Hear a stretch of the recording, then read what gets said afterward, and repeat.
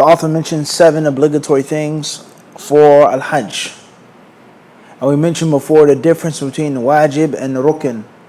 The difference between rukn and shart. So he said, al-ihramu min al-miqat. Number 1 is making ihram at the miqat. Meaning if you go by the miqat, if you pass the miqat, exceed the miqat without making ihram, you've done something which is unlawful. You've left off something which is wajib, but your hajj can still be valid. Your hajj can still be valid as long as you make the ihram.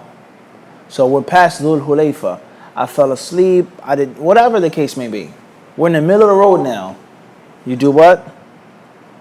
You have to do something. Whether it is make the ihram in the middle of the road or go back, whatever the case, it's not a rukn. It's not a shart. You can still fix and mend your hajj.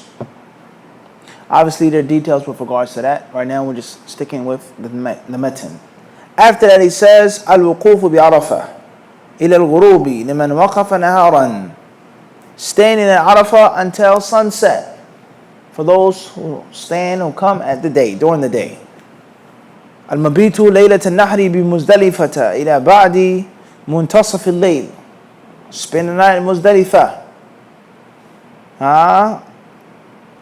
The eve of the Eid. The eve of Yawm al-Nahr, the 10th day. The 10th day. طيب, and you have to stay there at least up until past midnight. Number 4, al-mabitu bi Mina fi layali tashriq. Staying at Mina for the days of tashriq, whether it's 2 or 3. At least 2, obviously. Afterwards, rami al-jimar murattaban, stoning the jamarat in order, in succession. Al-halqa wa taqsir, either you shave your head or you trim your head. We mentioned this last night. Last but not least, tawaf al-wada', the farewell tawaf. And obviously there are many details with regards to that as well. Such as, can you make tawaf al-wada' and then stick around in Mecca for some time? Or if a woman finished her hajj and she got her menstruation, she can't make tawaf when she's menstruating. And the hajj group is leaving. What does she do now? Does she make it while menstruating? Does she leave without making it? Does the group have to delay their trip because of her? Or is she exempt from doing it? Those details we're not going to get into right now. طيب. Now the author, he goes into al-Umrah. He says, Wajibatul Umrah. The obligatory things of Umrah. Not the arkan, because the arkan of Umrah are clearly 3. Al-Ihram, Tawaf and Sa'i. Now in the wajibat, the obligatory things that you have to do in Umrah. Number 1, he says, Al-Ihramu biha min al-Hil li ahli Makkah wa min al-Miqati li ghayrihim. First and foremost is one has to make the Ihram for Umrah in a specified zone. As far as Meccans, people who live in Mecca, then they have to make Umrah from outside the sacred zone.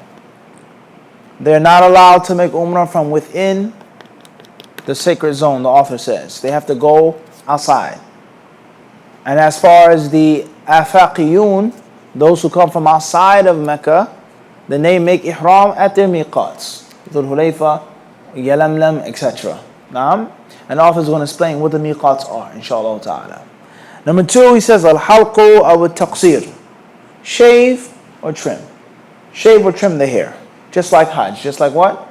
Just like Hajj. Tanbihun. Man taraka ruknan la yatimmu nusukuhu illa bihi. ومن ترك واجبا جبره بدم ومن ترك سنة فلا شيء عليه. Anyone who leaves off a pillar of Hajj, he cannot complete his pilgrimage without. You don't do that pillar, there's no pilgrimage. It is incomplete. If you leave off something which is obligatory, then you fix it with an animal. You wore normal clothes under the clothing of Ihram. It's permissible if you have a necessity, a need, a medical need, but you now have to what? You have to pay fidyah. You covered your head. You left off this, you left off that from the wajibat that we've just mentioned. You have to do what? Pay fidyah. And as far as those who leave off acts of sunnah, then there's nothing upon them. Then is what? Nothing upon them. Now, before we move forward, we got to understand that the more theory you know of a thing, or the more you know of a thing theoretically, and the more you practice it and rehearse it, inshallah ta'ala, your window of mistake is going to be very, very, very small. Very small. You're a human being, but it's going to be at minimum.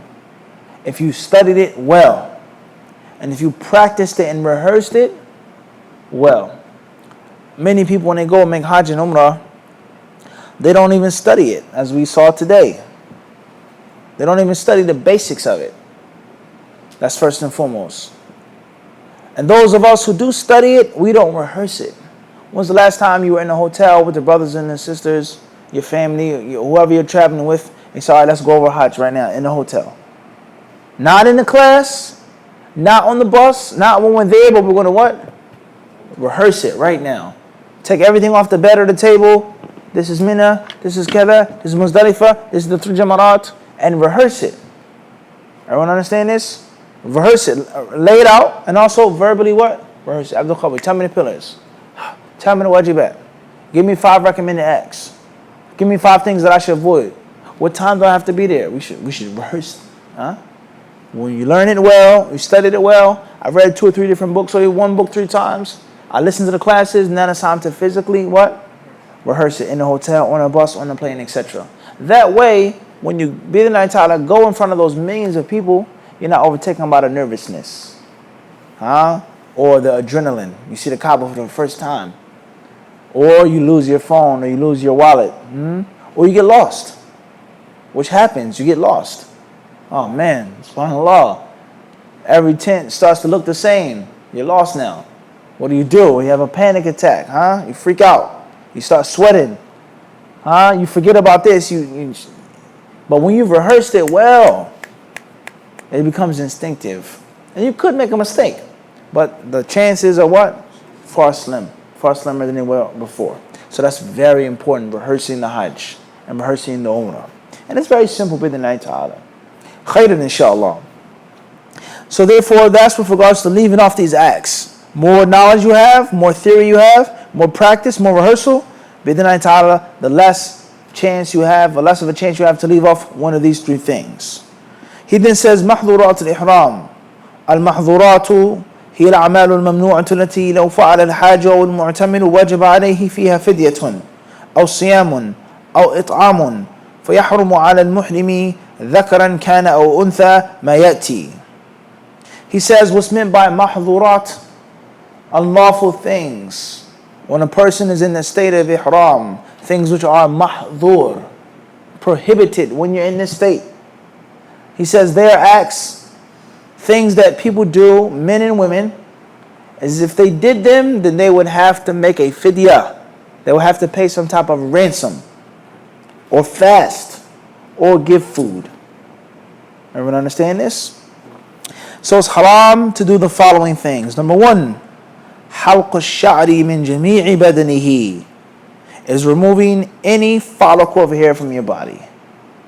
Removing any strand, any hair from any part of your body. Your head, your eyebrows, your eyelash, your chin, your mustache, your armpits, your toes, your ears, your nose, any part of your body. While you're in the state of ihram, it's haram to what? Remove. As far as if your hair falls out, that's a different story. But you trimming or shaving or cutting or clipping, la. And this goes to show us, as the ulama of Islam say, it's recommended to look after these things before you go into the state of ihram. So make sure that your underarms are shaved before you're in the state of ihram. If you have a lot of hair in your nose, get rid of it before you're in the state of ihram. If your ears are fuzzy, get rid of it what? Before. That way it doesn't bother you later on. As far as shaving or trimming the beard, then a Muslim man should avoid that. Period. All times. Trim the mustache, or shave the mustache, or clip the mustache. Khairan, inshallah. Number 2, taqlim al-adfar, trimming the nails, finger or toe. As far as if you have a snag nail that's harmful and annoying, then that's an exception to the rule, the ulama say. But just, I want my nails to be nice, manicure, pedicure, things like this, nah. As far as what's the rule on a man getting a pedicure and a manicure? Can a man get a manicure in Islam? says, why not? What you think? Makruh? Definitely disliked, huh? What do you think, Talib? Makruh, to get a manicure. What about a pedicure? Same, not haram. Khairan, inshallah. I didn't say anything. Tayyib. Moving forward, number 3. He says, تغطية الرأس وتغطية الوجه من الأنثى إلا إذا مر بها رجال أجانب. Covering the head is unlawful. And also covering the face for a female, with exceptions if a non-mahram man passes by her. Now, no disrespect to the sheikh or the author, but how practical is that in 2018? She has to uncover her face. She can't cover her face unless a non-mahram man passes her by. How often will a non-mahram man pass her by, Abdul Qawi? 10 times a second. Rather, one may say not even 10 times a second. No mahram men won't pass her by. The mahram men will be in every location. Going back to what I said last night about the swelling of the Hajj. A simple Hajj and what? Millions from all over the world. Everybody understand this or not? In one's tent, in one's bus, in one's car. Everybody understand this? Everybody clear this or not? So if she had her face uncovered, she will be literally doing the whole Hajj over and over and over and over and over again. Some men may come and stare at her. Some men pass by. The Hajj leader, everybody understand this? So it's a reality. We have to be mindful of this. Everybody clear this or not? And we explained the ruling before with regards to women covering their faces with something other than the niqab. With something other than the what? The niqab. Other than the niqab. Such as it hanging and draping down over the face and not being what? On the face. We explained that before, right? We explained that in detail. طيب, moving forward.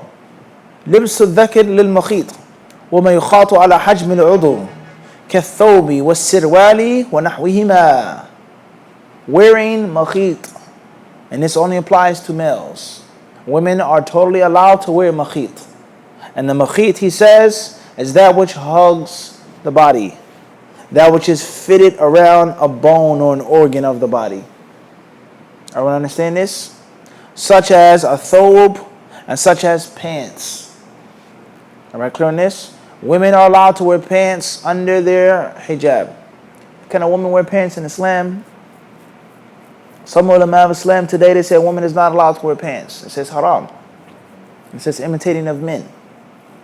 And they say if it doesn't imitate men, then it imitates fasiqat, sinful women. And they say a woman wearing pants, it shows the shape and the figure of her body. Everyone understand this? And they said even if she has on a hijab over it, quote unquote, overgarment, it still shows her body faster than what a skirt or a dress would. Because it's tight and fitting, showing her fleshy parts, her thighs and her behind, her legs. The wind blows, she gets up, she steps down, etc. And they say it's closer to showing her body and her meaty parts more than other loose clothing would. Everyone understand this? So this is the view of many ulama today. They hold the view that a woman is not allowed to wear pants, period. And they have their proofs and they have their evidences and they have their wajhat an-nadhar, how they look into the issue. Pants, men, masculinity, lack of femininity, and also the concept of what happens when women wear tight pants. Women who wear tight pants, they sit in front of other women with what? Tight pants. How does it have an effect upon a woman's mind when she wears tight pants outside? Everyone understand this? That's a major type of tabarruj. In the wintertime in America, it's freezing cold outside. But they still have tabarruj because of tight pants. Can't show the flesh or the skin, it's too cold. But they wear what? Skin tight pants. Everyone understand this? Health issues and all types of things that pertain to wearing tight clothing. And most important, as we said, the mentality of what? Tight clothing. And this applies to men as well. Tight clothes make you feel a certain way. You feel, do we have to say the word? It's a reality. When you have on skin tight clothes, what it makes you feel like. Many brothers, unfortunately, and I say this as a disclaimer, there's nothing wrong with being strong in Islam. Rather, the Muslim men should be physically strong. And the Prophet ﷺ says, Al-mu'minu al-qawiyyu khayrun wa ahabbu ila Allahi min al-mu'min al-da'if wa fi kullin khayr. The strong believer is better and more beloved to Allah than the weak believer. And this hadith is talking about spiritual strength. But it does not exclude what? Physical strength. It's a good thing. But physical strength, naturally strong, I work out a little bit, I do some training, I run, I lift this, I do that, so on and so forth. And you going into the gym and taking steroids and this supplement and this type of milk and this powder and this bag, literally I've seen brothers, a bag of pills, a cocktail of pills that he has to take to keep that what? And the moment a person doesn't take that 3 days a week, they become skinnier than me. Everyone understand this? Everybody clear on this or not? Literally, yesterday the brother was like this, and then he's like what? Everybody clear on this or not? Now, this is no disrespect to that culture, because you can't just take pills and get big like that. You have to work out too. It's a great deal of sacrifice that you have to make. But we're talking about the concept of people when they body build, and they were never strong from the get-go, or big from the get-go. And then the thobe starts getting what? Tighter and what? Tighter and what? Then the thobe is off, then it's a shirt, then it's a sweater. The pants get what? Tighter as well. And then the attitude changes. Ego changes. People start making jokes. People start what? Pushing themselves out there. Have you ever seen a gym monkey that doesn't wear tight clothes? Not a brother who's strong, not a person, not Muslim, who's strong, but somebody who's we call a gym monkey, who's in the gym 24/7, and he takes all of that stuff and he shoots up and all of that stuff. Have you ever seen him not wearing tight clothes? Have you ever seen him with Abdul Qawi? Or a question deeper than that. Have you ever seen someone like this that doesn't have a cocky, conceited type of attitude? Or, and the same applies to what?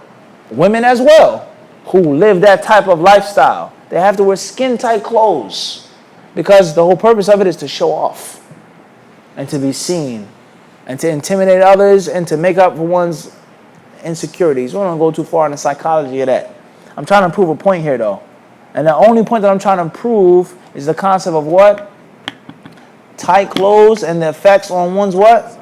One's psyche, one's mind. We can generally what? Agree on this. And the effect of loose clothes on one's psyche as well. When a woman has on loose clothes and when a woman has on what? Tight clothes. Now, we're not saying that if you wear tight clothes, it's going to make you an unchaste woman or an unchaste man. La. If you put on loose clothes, it doesn't mean that you're not going to be pious and righteous. Doesn't mean that either. But they are what? No question about that. We can agree on this or not. Tayyib? Khairan inshallah. So some of the they say women are not allowed to wear pants. Now one may say, well, what about loose pants? Why can't you wear loose pants? They say as well, that's imitating a man. Tayyib. And others, they say whether a woman can wear pants loose or tight, as long as her body is covered, as long as she's not seen by non-mahram men, someone other than her husband, she has on loose clothes on the outside, there's nothing wrong with that. Whereas it was once specific to men, but it's no longer specific to men. It was once specific to non-Muslim women, prostitute women, sinful women, but it's no longer. It's shared. All women wear these types of pants. And you go into the store and it's well known, these are women's pants and these are what?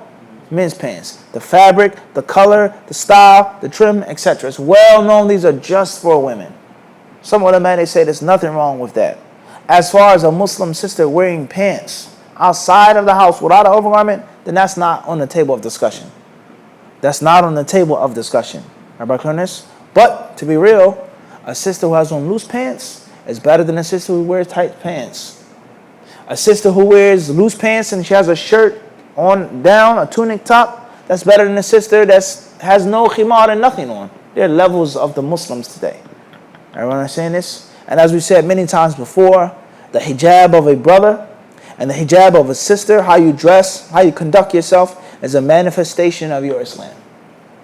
It's a sign of how much you know or don't know about Islam, and how much you're willing to practice or not of the deen of al-Islam. Everyone understand this? You want to go somewhere and you just want a general idea of how a person looks at Islam and practices Islam. General, quick look. Just what? Look at how they're covered. Look at how their women folk are covered. Look at how their brothers dress. You see someone like this, and we're not talking about stereotyping. We're not talking about making a definite ruling. We're talking about just a quick what? Quick glance. Everybody got this or not? So clothing is very important in our Islam. And that's why there's so many hadiths about clothes. And we live in a time in which this ideology is under attack. And people say clothes has nothing to do with your faith. Clothing, style of dress has nothing to do with Islam whatsoever. We have many different extremes. People who say that, wear whatever you want to wear. People who are on the other side of extremism, you have to wear this thobe. You have to wear black as a sister. You have to wear this style. You can't wear overgarment from Morocco. You have to wear overgarment from Saudi. You can't wear overgarment from Saudi. You have to wear overgarment from Yemen. Everyone understand this? My cultural dress, I come from India, is fine to wear. But you can't have on your cultural dress from the inner urban city. A hoodie and boots, they say, no, that's intimidating. That's scary. That's fearful, dreadful. Please don't come to the masjid dressed like that. It's a reality. But if you came with a traditional clothing from India, they say what? There's nothing wrong with that. We live in a time of many extremes when it comes to clothing, huh? So we have to be careful of this, huh? We have to be mindful. Tayyib. Number 5, at-tib. He says perfume. And he doesn't specify between man or woman. Perfume. Men are not allowed to wear perfume in the state of ihram. And obviously women are not allowed to wear perfume in the state of ihram. And obviously a woman is prohibited from wearing perfume outside of the house in general, as is proven in the hadith. And as you can see, brothers and sisters, the style that we're using here, there are many things that you can't do in ihram or can, which are already normal what? Normal practices. Not to shave the beard in ihram or what? Outside of ihram. A woman is not to put on perfume leaving her house in ihram or what? Outside of ihram. Then there are small issues, or not small, but I mean like inside of the main concept, such as deodorant. Let's start off with a female. Can a sister put on deodorant in the state of ihram? Can a sister put on deodorant outside of the state of ihram? Most deodorants today come with some type of fragrance. There are different types of deodorants and different schools of thought. With regards to natural deodorant, organic, powder, zinc, silver, sulfur, etc. Different schools of thought. But the general should it be antiperspirant or not? Are you supposed to sweat? Is it unhealthy not to sweat, etc.? Deodorant. Most deodorants have some type of what? Scent and fragrance. So if a sister puts on deodorant and leaves her house, is that included in tib? Is that including her putting on perfume? Yes or no? It has a smell. It smells nice. It smells flowery. Fresh, powder fresh. She's putting on perfume leaving the house. However, when a woman puts on deodorant and she walks by a man, will the man experience that smell? Will he smell a deodorant? What's the chances of a man smelling a woman's deodorant? Not her husband in the house. No, we're talking about she's fully dressed outside. She walks by. Will they smell her deodorant? The chances of them smelling her deodorant are what? Slim to none. So the wisdom of a woman not wearing deodorant outside of the house is non-existent in this instance. So from one aspect, it's the same rule as putting on perfume. And from another aspect, it's what? Maybe different. And the same applies to another question that sisters always ask about with regards to lotion, body wash, or body spray. It smells good, and it's meant to smell good. Soap is meant to smell good. When a woman puts on lotion and she walks outside of the house, can you smell the lotion or not? Sometimes you can. Sometimes you can't. So what's the rule on a sister putting on lotion in the house and then going outside? Everyone understand this? Based off of what takes place. Or one may say she can wear lotion, but it has to be a scent that's what?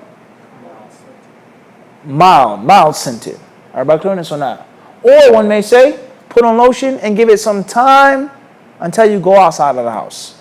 And let the scent do what? Calm down. So there are different types of sprays that people use.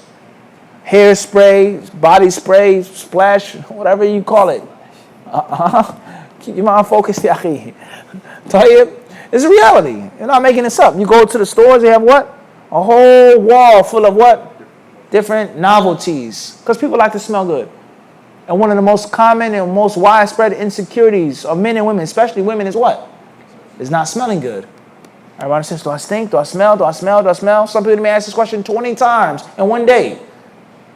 Some people may even have a waswasa from shaitan with regards to how they smell. I'm sweating, I smell, I don't smell nice. Everybody clear this or not? So therefore, these are all rulings, and they're modern day rulings. They have to be properly understood with regards to before ihram and in ihram. And the same applies to washing your hands with soap. In Saudi Arabia, once I was making Umrah, and we went into a bathroom, and someone had written on the wall, don't use the soap, because the soap has tib, it has perfume in it, and it's mahdur. And he says, Sheikh Uthaymeen said it. He wrote it on the wall. Wrote it on the wall. Wallahi, you think I'm making this up? It's a true story, akhi. It may still be there to this day on the road to Mecca from Medina. So the point is, can you wash your hands with soap? Is that what's meant by tib? Does the smell, the perfume stay on your hands? Some soap, for sure it does. No question. And other soaps, whether it's mild or even scentless, does what? No smell whatsoever. Another very important issue here is deodorant before ihram, but you're going to wear it with ihram on. I put on deodorant before I go into the state of ihram. And then I put on the clothing. The deodorant is where now? It's under my arms. Is my ihram touching under my arms? In most cases, no. Unless the ittiba is a different story. But we're on a bus from Medina to Mecca. Deodorant is not going to get on the clothing of ihram. And it has a smell. Because that's a separate ruling now. The permissibility of putting on tib, putting on misk, oud, before you go into the state of ihram, and it's still what? On your forehead, on your hand. That's not the same as what? Starting it off. Al-istidama, so on and so forth. Everybody clearance is a different ruling now. Everybody got this or not?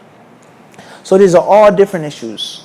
Women wearing lotion, body spray, body wash, men using deodorant. When you go on the Hajj and Umrah, can you wear deodorant or does it have to be scentless?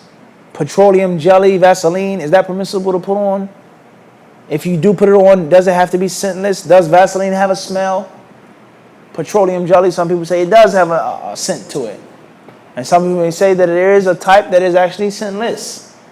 Everybody clear this? So we have to be mindful of these things. Moving forward. Number 6. قتل الصيد البري المأكول. Says killing land game, hunting land game. If you're a hunter, you hunt. You're not allowed to hunt animals that are on land. Animals that would normally be hunted and consumed, you're not allowed to hunt them while on land. This is, without a doubt, in most cases, is going to be outdated today. With regards to the modernization, not too many people hunt. However, one may say it's possible. You go away from the tents a little bit, you may find a rabbit. You may find a desert, an animal, and you hunt it. It's haram to do that, as long as you're in a state of ihram. And he says, al-barri, land, meaning that you can fish and you can whale. Many hajis, they come on boat. Different parts of Africa, they come on what? They come on boat. So a person may say, we can fish while we're in the state of ihram. We've passed the miqat and we can fish, but not on land. Number 7, he says, aqdun nikah, making a marriage contract. Making a marriage contract. You getting married yourself, or you marrying someone else off. And someone might say, even your daughter, you're not allowed to give her hand in marriage in the state of what? Ihram. No marital contract. See, got that, Abdul Raqib? Tayyib. Number 8, al-jima'. He says sexual intercourse. Totally haram while in the state of ihram. Wherever you are, in Mina, on the bus, the hotel, wherever you are, the plane. This is 2018 we're dealing with now, guys. Everybody understand this? It's haram to have sex in the state of ihram. فإن كان قبل التحلل الأول فسد نسكهما ويجب في ذلك بدنة ويمضيان فيه ويقضيان ثاني عام. وإن كان بعد التحلل الأول فلا يفسد به النسك لكن يجب في ذلك شاة. Now, if they had sex before the first tahallul, there are two types of tahallul, two times or two stages of coming out of ihram. One is minor and the second is major and final. One time, certain acts that you perform, you're now halfway out of what? The state of ihram. And then there's another day or another set of acts that if you do them, you're now totally what? Out the state of ihram, even if you're not done all of the hajj. Everybody clear on this or not? Everybody understand this? We know that there are different things that you do. Arafah, Naam, Muzdalifah, on the 10th day, you do what? Stone, slaughter, shave, and the tawaf and the sa'i. Once you do that, you've left a certain type. There are different levels of tahallul, getting out of haram. Ihram, haram, tahallul, halal. See the words? All mixed up. Everybody got this? All connected. Everybody understand this? So, if a husband and wife, or the sheikh, he didn't even say husband and wife, he says the two. A man and a woman. Obviously, zina is going to be even worse now. If they had sex before the first tahallul, then their hajj is null. And they have to slaughter a camel. And they have to continue the hajj and make it next year. Several punishments. Several deterrents. Several what? Punishments and deterrents. When you get locked up, right? They send you away where? Far. It's a hardship upon your family to visit you. A major hardship. And many family members won't even visit you because it's so far. Going through security, it's a difficulty. And they look at that. Their philosophy is that this is a what? A deterrent from you getting locked up. Don't come back here. Everyone understand this? Let alone freezing in a cell, having bad water, having racist COs. Anyone who's ever been locked up upstate knows the hardships of being locked up upstate. Major hardships. And that's why you visit a county jail, people are playing and joking and laughing. It's simple and easy in comparison to what? Up north. And with you freezing cold. Imagine you being cold in the winter. You barely have heat. Or the water is so hard and so unfiltered that it leaves white spots on your back, literally. You look like a young deer, like a fawn. Brother, he came home. He's been out of the jail for years, and he has white patches over his skin because of the water on his back. Everyone understand this? Or a red line on the ground, right? He said, don't step on that line. And he called you a name, a derogatory term. That's where CO Finan was killed when it was a prison riot 10 years ago. If you step on that line by accident, you such and such. Everybody clear on this or not? This is reality. Imagine you being locked up, and the people in charge of the prison hate you for the color of your skin. Your rights, your visits, this and that, all has to come through what? Their hands. All of these things are deterrents to keep you what? Stay legal. Everybody understand this? I'm just trying to make a point here. Everybody got this or not? So therefore, if they had sex before the first tahallul, then they have several punishments on them and several deterrents from avoiding this act in the future. The first one is what? The hajj is what? No. All the money they spent, the time, the effort is of no fruit, let alone the sin that they get. So the hajj is null. Number two, they have to do what? A camel. How expensive is a camel? Extremely expensive. Do both of them have to pay a camel or just the man? He didn't say that. After paying a camel, they have to do what?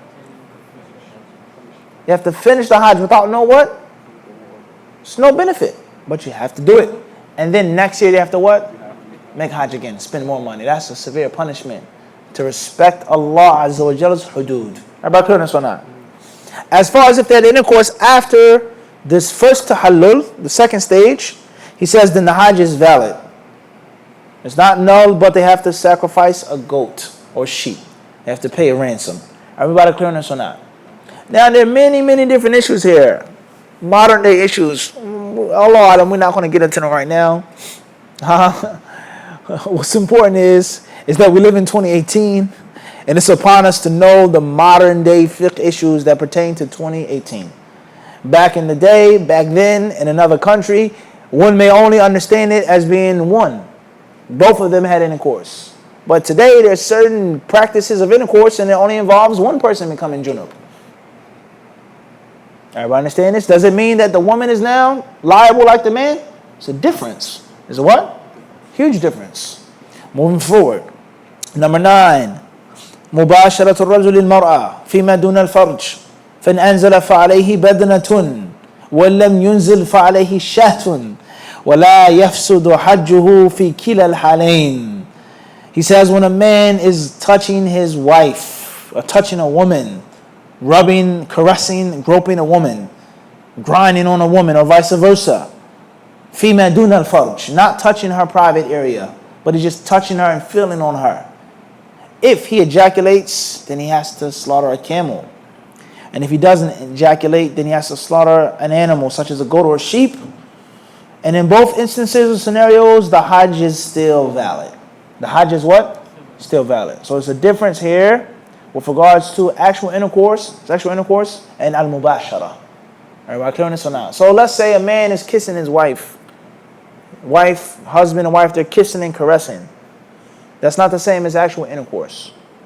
So let's say the man was very excited through touching and feeling and grabbing, and he ejaculated. He became junub in the state, and during his Hajj, he has to do what?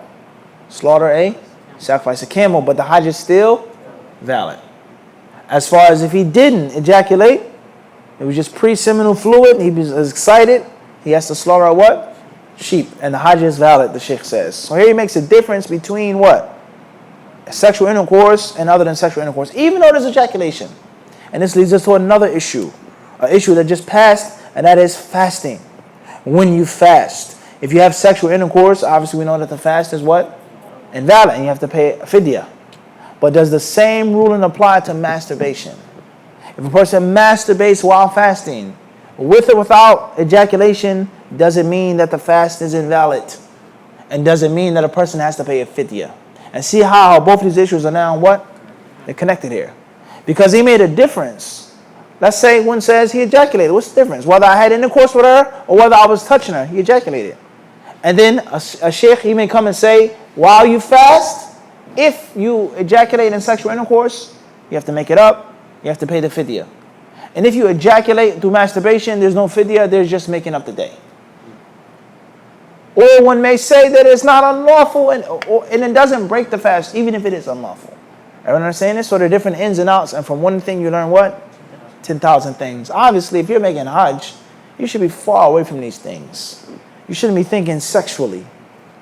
You should be far away from your wife and husband when it comes to these thoughts. Now, however, the Sharia is not always, the rulings are not always based off of the smartest person and the wisest man and the strongest man. But it's based off of the one who's going to fall into it. The one who is foolish and impulsive. Everyone understand this? As we say in the famous proverb, Inna da'ifa amirul raqb. The slow, weak man is the leader of the caravan. The slow, weak man is the what? He's the leader of the caravan, not the fast, strong one. Everyone understand this? So in Islam, it's permissible to clean yourself with 3 stones. If you defecate. Who has ever done this before? And who thinks about doing this? Clean yourself with rocks. People have toilet tissue, people have baby wipes, people have water, people have this, people have that, so on and so forth. But everyone doesn't have that. Not in every country, not every household has those luxuries. So the fact is to clean yourself, no matter what, based off of the lowest standard. Everybody got this? Based off the what? The lowest standard. And there are many men who are foolish. And there are many women who are foolish. And they may do these things during what? During Hajj. Waliyadu billah. And it doesn't have to be just husband and wife. Rather, you may go make Hajj Umrah, you may see brothers, may Allah prevent, groping women making tawaf in front of the Kaaba. Groping women. When it gets superly duperly crowded and the crowd merges, he presses himself against a woman's backside or grabs a woman's backside. We've seen this in Mecca, unfortunately. It's reality. طيب. Number 10, or after that he says, المرأة كالرجل فيما سبق من المحظورات إلا في لبس المخيط فتلبس من شاءت غير متبرجة وتغطي رأسها وتكشف وجهها ولا تغطي إلا إن وجود رجال أجانب منها. He says a woman is just like a man in everything that we previously mentioned. They're the same. and everything except for wearing the makhit. That's different. That only pertains to men. She can wear whatever she wants to wear as long as she's covered properly. As long as she's what? Covered properly. She can cover her head, and she is to uncover her face and not to cover her face unless there are non-mahram men around her. We explained that already. We what? Explained that already. And also another issue that pertains to this is what is the ruling on covering the hands and the face? Does a woman have to cover her hands and face or not? If a woman doesn't cover her hands and her face before ihram, she doesn't have to worry about this issue. A woman who does cover her hands and her face, whether it's obligatory or recommended, she may have to what? Worry about this issue. طيب. التحلل الأول في الحج يحصل بفعل اثنين من ثلاثة. Now he's going to explain what he spoke on regarding التحلل, coming out of ihram. Coming out of ihram, the first and the second. The first level or stage of coming out of ihram, it takes place by you doing 2 out of 3 things. Once you've done any of these 2 things from three options, you're now out of the initial state of ihram. The first is tawaf. The second is rami. And the third is halq or taqsir. Once you've made the tawaf, and that's obviously only going to be done on the what? The 10th day. Or you've stoned, or you've shaven or trimmed your hair, then you're out of the what? The first state of ihram, meaning you can wear normal clothes now. You can put on perfume now for men. You can trim your nails. You can trim your hair, obviously. But you still cannot what? Be with your wife. Everybody clear on this or not? طيب. إذا حاضت المرأة المتمتعة قبل الطواف وخشيت فوات الحج أحرمت به وصارت قانرة والحائض والنفساء تفعل المناسك كلها غير الطواف بالبيت. Now he brings up an issue. He says here,